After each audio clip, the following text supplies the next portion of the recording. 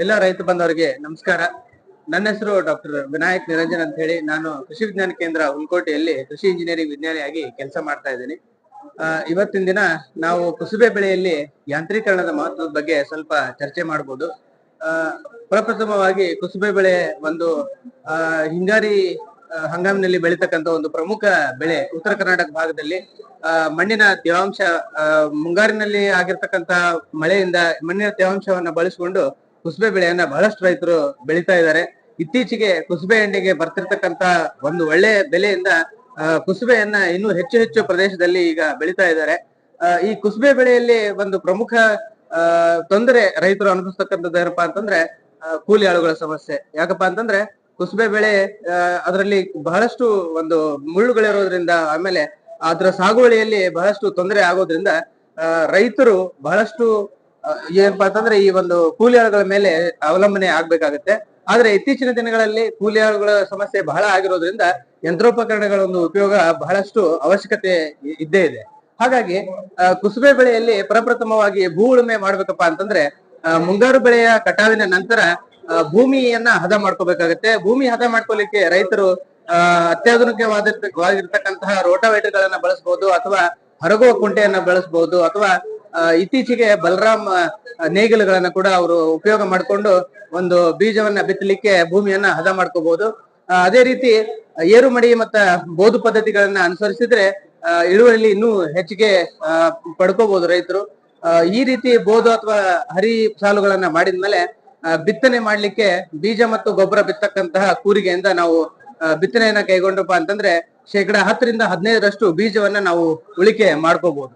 ಈ ರೀತಿ ಬಿತ್ತಿರ್ತಕ್ಕಂಥ ಬೀಜಗಳು ಮೊಳಕೆ ಸಮ ಪ್ರಮಾಣದಲ್ಲಿ ಬರೋದ್ರಿಂದ ಬರ್ತಕ್ಕಂಥ ದಿನಗಳೊಳಗಡೆ ಇಳುವರಿಯಲ್ಲಿ ಏರಿಳಿತ ಕಂಡು ಬರೋದಿಲ್ಲ. ಇನ್ನ ಬಿತ್ತನೆ ಆದ ನಂತರ ಕಳೆ ತೆಗಿಲಿಕ್ಕೆ ಇತ್ತೀಚೆಗೆ ನಮ್ಗೆ ಈ ಏನಪ್ಪಾ ಅಂದ್ರೆ ಕೃಷಿ ಇಲಾಖೆಯಿಂದ ಸೈಕಲ್ ವೀಡರ್ ಗಳನ್ನ ಕೂಡ ಒದಗಿಸ್ತಾ ಇದ್ದಾರೆ. ಸೈಕಲ್ ವೀಡರ್ ಗಳನ್ನ ನಾವು ಉಪಯೋಗ ಮಾಡ್ಕೋಬಹುದು, ಅಥವಾ ಕೈ ಚಾಲಿತ ಚಿಕ್ಕ ಚಿಕ್ಕ ಕಳೆ ತೆಗಿತಕ್ಕಂಥ ಸಾಧನಗಳನ್ನ ಉಪಯೋಗ ಮಾಡ್ಕೋಬಹುದು.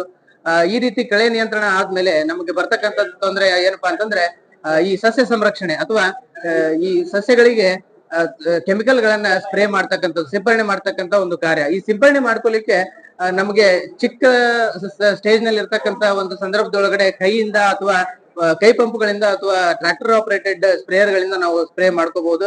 ಆದ್ರೆ ಬರ್ತಾ ಬರ್ತಾ ಹಂತ ದೊಡ್ಡದಾದಂಗೆ ನಮ್ಗೆ ಈ ಒಂದು ಟ್ರಾಕ್ಟರ್ ಗಳನ್ನ ಓಡಾಡಿಸೋದು ಕಷ್ಟ ಆಗುತ್ತೆ. ಆ ಸಮಯದಲ್ಲಿ ಇತ್ತೀಚೆಗೆ ನಮ್ಗೆ ಡ್ರೋನ್ ಸ್ಪ್ರೇಯರ್ಗಳು ವರದಾನವಾಗಿ ಬರ್ತಾ ಇದಾವೆ. ಡ್ರೋನ್ ಸ್ಪ್ರೇಯರ್ ಗಳಿಂದ ನಾವು ಸುಮಾರು 5 ರಿಂದ 6 ಎಕರೆ ಜಮೀನನ್ನ ಕೇವಲ 1 ಗಂಟೆಯಲ್ಲಿ ಕವರ್ ಮಾಡ್ಕೊಂಡು ಸಿಂಪರಣೆ ಮಾಡ್ಕೋಬಹುದು. ಜೊತೆಗೆ ಇತರೆ ಏನಪ್ಪ ಬೆಳೆಗಳಿಗೆ ಬಂದಂಗೆ ಈ ಕುಸುಬೆ ಬೆಳೆಗೆ ಯಾವುದೇ ರೀತಿ ಫೈಟೋಟಾಕ್ಸಿಸಿಟಿ ಕೂಡ ಬರೋದಿಲ್ಲ. ಇನ್ನ ಸಸ್ಯ ಸಂರಕ್ಷಣೆಯಲ್ಲಿ ನಾವು ಅತ್ಯಾಧುನಿಕ ಉಪಕರಣಗಳನ್ನ ಬಳಸ್ಕೊಂಡು ನಾವು ಸಿಂಪರಣೆ ಮಾಡಿದ ನಂತರ ನಮಗೆ ಕಟಾವು ಮಾಡ್ಕೊಲಿಕ್ಕೆ ಇಲ್ಲಿ ನಾವು ನೋಡ್ಬೋದು ಕಟಾವು ಸಂಯುಕ್ತ ಕಟಾವು ಯಂತ್ರಗಳನ್ನ ನಾವು ಈಗ ಉಪಯೋಗ ಮಾಡ್ಕೊತಾ ಇದ್ದೇವೆ. ಸಂಯುಕ್ತ ಕಟಾವು ಯಂತ್ರಗಳನ್ನ ಉಪಯೋಗ ಮಾಡ್ಕೊಂಡು ಯಾವುದೇ ಏನಪ್ಪಾ ಅಂತಂದ್ರೆ ಸ್ಟೇಜ್ ನಲ್ಲಿ ಇರ್ತಕ್ಕಂತ ಅಥವಾ ಯಾವುದೇ ತಳಿಯ ಒಂದು ಕುಸುಬೆ ಬೆಳೆಯನ್ನ ನಾವು ಕಟಾವು ಮಾಡ್ಕೋಬಹುದು. ಆದ್ರೆ ಇಲ್ಲಿ ಕಟಾವು ಮಾಡ್ತಕ್ಕಂತ ಸಂದರ್ಭ ಏನಿದೆಪ್ಪ ಅಂತಂದ್ರೆ ಬೆಳಗಿನ ಜಾವ 6 ರಿಂದ 8 ಗಂಟೆ ಒಳಗಡೆ ನಾವು ಕಟಾವು ಮಾಡಿದಪ್ಪ ಅಂತಂದ್ರೆ ಕಾಳುಗಳು ಸಿಡಿಯೋದನ್ನ ಕಡಿಮೆ ಮಾಡ್ಕೋಬಹುದು. ಕಾಳುಗಳು ಸಿಡಿಯೋದಿಲ್ಲ, ಆಮೇಲೆ ಜೊತೆಗೆ ನಮ್ಗೆ ಇಳುವರಿ ಕೂಡ ಚೆನ್ನಾಗಿ ಬರುತ್ತೆ. ಸೊ ಆ ಟೈಮಲ್ಲಿ ನಾವು ಕಟಾವನ್ನ ಮಾಡ್ಕೋಬೇಕು. ಪ್ಲಸ್ ನಮಗೆ ಕುಸುಬೆ ಈ ಕೆಲವೊಂದು ಬೆಳೆಗಳಲ್ಲಿ, ಉದಾಹರಣೆಗೆ ಹೆಸರು ಬೆಳೆಯಲ್ಲಿ ನಾವು ಸಂಯುಕ್ತ ಕಟಾವು ಯಂತ್ರವನ್ನು ಉಪಯೋಗ ಮಾಡ್ಕೊಂಡ್ರೆ ಸ್ವಲ್ಪ ಕಾಳುಗಳ ಬಣ್ಣ ಬದಲಾಗುತ್ತೆ ಅಂತಕ್ಕಂತ ಒಂದು ತೊಂದರೆ ಇದೆ ರೈತರಲ್ಲಿ. ಆದ್ರೆ ಕುಸುಬೆ ಬೆಳೆಯಲ್ಲಿ ಆ ರೀತಿಯಾದಂತ ಯಾವುದೇ ತೊಂದರೆ ಕಾಣಿಸೋದಿಲ್ಲ. ನಾವು ಕೈಯಿಂದ ಕಟಾವು ಮಾಡ್ತಕ್ಕಂಥದ್ದು ಬಹಳ ಕಷ್ಟ. ಆದ್ರಿಂದ ಸಂಯುಕ್ತ ಕಟಾವು ಯಂತ್ರದಿಂದ ನಾವು ಕಟಾವನ್ನ ಮಾಡ್ಕೋಬಹುದು. ಇನ್ನು ಕಟಾವು ಮಾಡಿದ ನಂತರ ನಾವು ಇತ್ತೀಚೆಗೆ ನಾವು ನೋಡ್ತಿರ್ಬೋದು ಈ ಹೃದಯ ಸಂಬಂಧಿ ಕಾಯಿಲೆಗಳಿಂದ ಬಳಲ್ತಾ ಇದ್ದಾರೆ ಬಹಳಷ್ಟು ಜನರು. ಯಾಕಪ್ಪ ಅಂತಂದ್ರೆ ರಿಫೈನ್ಡ್ ಆಯಿಲ್ ಅಥವಾ ಪಾಶ್ಚರೀಕರಿಸಿದ ಒಂದು ತೈಲವನ್ನ ಊಟ ಮಾಡೋದ್ರಿಂದ ಹೃದ್ರೋಗಗಳು ಜಾಸ್ತಿ ಆಗ್ತಾ ಇದಾವೆ. ಆದ್ರೆ ಕುಸುಬೆ ಎಣ್ಣೆ ಅಂತಕ್ಕಂಥದ್ದು ಆರೋಗ್ಯಕ್ಕೆ ಬಹಳಷ್ಟು ಉತ್ತಮವಾದಂತ ಎಣ್ಣೆ. ಈ ಕುಸುಬೆ ಎಣ್ಣೆನ ತೆಗಿಲಿಕ್ಕೆ ಒಂದು ಚಿಕ್ಕ ಚಿಕ್ಕ ಗಾಣಗಳನ್ನ ನಾವು ಮನೆಯಲ್ಲಿ ಇಟ್ಕೋಬಹುದು. 1 HP ಮೋಟರ್ನಿಂದ ಚಲಿಸ್ತಕ್ಕಂತ ಚಿಕ್ಕ ಚಿಕ್ಕ ಗಾಣಗಳು ಈಗ ಮಾರುಕಟ್ಟೆಯಲ್ಲಿ ಲಭ್ಯ ಇದಾವೆ.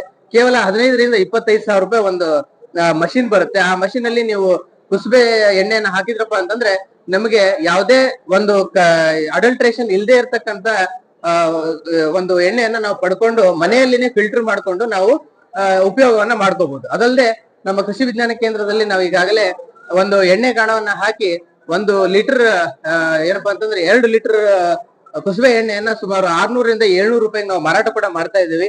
ಸೊ ಈ ರೀತಿ ಯಾರು ಕುಸುಬೆ ಬೆಳೆಗಾರರಿದ್ದಾರೆ ತಾವು ತಮ್ಮ ಮನೆಗಳಲ್ಲಿ ಒಂದು ಎಣ್ಣೆ ಗಾಣವನ್ನ ಅಥವಾ ಕಟ್ಟಿಗೆ ಗಾಣವನ್ನ ಹಾಕೊಂಡು ಆ ಗಾಣದಿಂದ ತೆಗೆದಿರ್ತಕ್ಕಂಥ ಎಣ್ಣೆಯನ್ನ ನಾವು ಮಾರಾಟ ಮಾಡಿ ಒಂದು ಉಪಕಸುಬನ್ನಾಗಿ ಸಹ ನೀವು ಎಣ್ಣೆಯನ್ನ ತೆಗಿತಕ್ಕಂತ ಒಂದು ಬಿಸ್ನೆಸ್ ಸಹ ನೀವು ಸ್ಟಾರ್ಟ್ ಮಾಡಬಹುದು.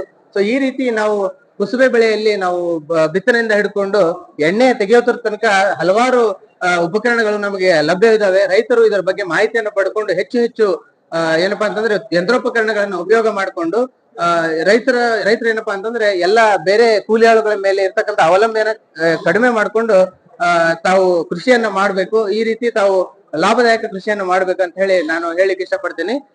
ನನ್ನ ಹೆಸರು ಬಂದು ಡಾಕ್ಟರ್ ವಿನಾಯಕ್ ನಿರಂಜನ್ ಅಂತ ಹೇಳಿ. ಇನ್ನೂ ಹೆಚ್ಚಿನ ಮಾಹಿತಿ ಬೇಕಾಗಿತ್ತಪ್ಪ ಅಂತಂದ್ರೆ ನನ್ನ ದೂರವಾಣಿ ಸಂಖ್ಯೆ 8105026270.